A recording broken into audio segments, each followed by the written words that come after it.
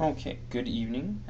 It's Cadis here again, showing off the Imperial Adeptus Astartes, or Space Marine drop pod, which this is a vehicle that is shot ballistically from a orbiting spacecraft with at least 10 Marines inside, so they can slam into the enemy rapidly with shock and awe, and since it goes over the speed of sound, it can move faster than anti-aircraft fire can fire up.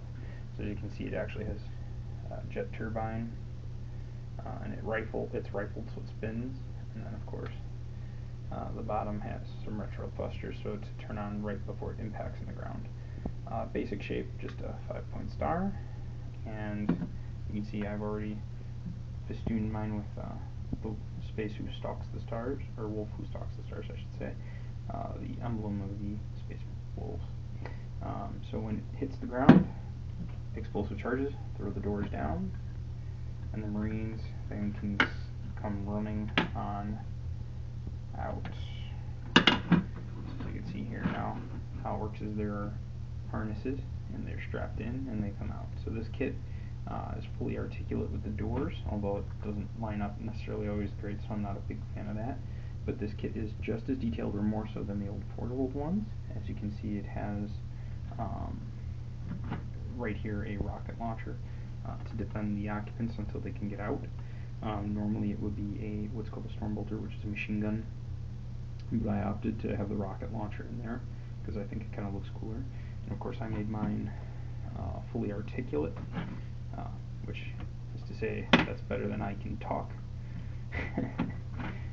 So as you can see, it turns and it can go up and down. So I'm just a little crazy like that with my hobby. Overall, I probably would rate in cool factor this model about, I'd say 4 out of 5. Its user friendliness to build, maybe a 3 out of 5. Its instructions were the most crude and basic, but the model itself is pretty much 4 major steps, so it's not too crazy. It just looks more complicated than it is. The only problem though is it can be a bit fiddly. If you do not have it exactly lined up right, the doors won't shut right, and mine is kind of crooked because of that. It's the first thing I built in a long time. I was a little excited and rushed it. Not too many mold lines, which of course are caused by when it's cast in a I forgot what they use mold injection now. So they have the mold and they just literally inject right into it. Before they used to use a centrifuge.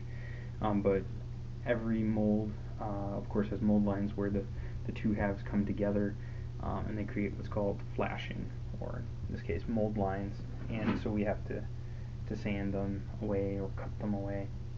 And it can cause the model to not necessarily fit together right. But overall, I'd say it's a decent kit. Probably intermediate kit as far as putting together goes for the hobby.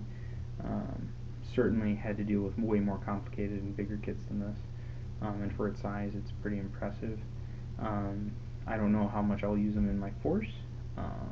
I probably will just use it to deploy long fangs or dreadnought or a squad I want to get somewhere really unexpectedly or fast. So that is the drop pod, and I will link this to my normal battle blog, and then next will be my Space Wolves Wolf Pack kit. We'll talk about that. So see you in a bit.